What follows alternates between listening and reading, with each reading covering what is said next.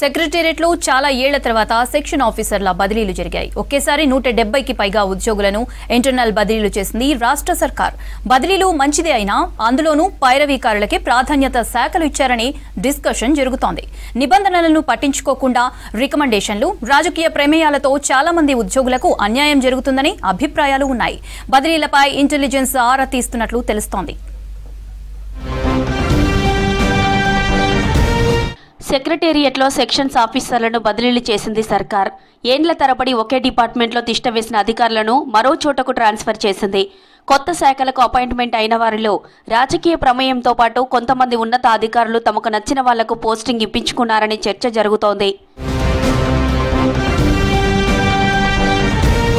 Government rules మేరకు 4 ఏళ్లు అంతకన్నా ఎక్కువ కాలం ఒకే దగ్గర ఒకే డిపార్ట్మెంట్లో పనిచేసిన వారిని బదిలీ చేయాలి. ఈ నిబంధనల ప్రకారమే ఒకేసారి 170 మందికి పైగా సెక్షన్ ఆఫీసర్ల బదిలీ చేసింది సర్కార్. ఇంత పెద్ద మొత్తంలో బదిలీలు జరిగినా అందులోనూ ఒకరిద్దరిని ఏండ్ల తరబడి ఒకే సెక్షన్లో పనిచేస్తున్న నిబంధనలు పక్కన పెట్టి అక్కడే ఉంచినట్లు చర్చ జరుగుతోంది. బదిలీలలో ఐఏఎస్ అధికారుల రికమెండేషన్తో కొందరు, రాజకీయ ప్రమేయంతో మరికొందరికి నచ్చిన డిపార్ట్మెంట్స్ అలాట్ చేశారనే విమర్శలు వినిపిస్తున్నాయి. కొంతమందికే నచ్చిన శాఖలు దక్కడంతో బదిలీల ప్రయోజనం లేకుండా పోయిందనే విమర్శలు వినిపిస్తున్నాయి.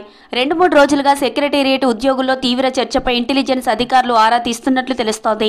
సెక్షన్ ఆఫీసర్ల బదిలీలపై ఉద్యోగుల అభిప్రాయాలు సేకరిస్తున్నట్లు సమాచారం. ఇక అందరికీ ఒకేసారి బదిలీ చేయడంతో ఫైళ్ల మూవ్మెంట్పై కొంత కన్ఫ్యూజన్ నెలకొంది. ఏ ఫైల్ ఎక్కడ ఉంది, దాని అప్డేట్ ఏంటి అనేది తెలియక ఉద్యోగులు ఇబ్బంది పడుతున్నట్లు తెలుస్తోంది. సెక్రటేరియట్పై నిఘా వర్గాలు ఏం తేలుస్తాయోనన్న ఉత్కంఠ ఉద్యోగుల్లో కనిపిస్తోంది. నిబంధనలు పక్కన పెట్టిన అధికారులపై ప్రభుత్వం ఎలాంటి చర్యలు తీసుకుంటుందన్న డిస్కస్ జరుగుతోంది.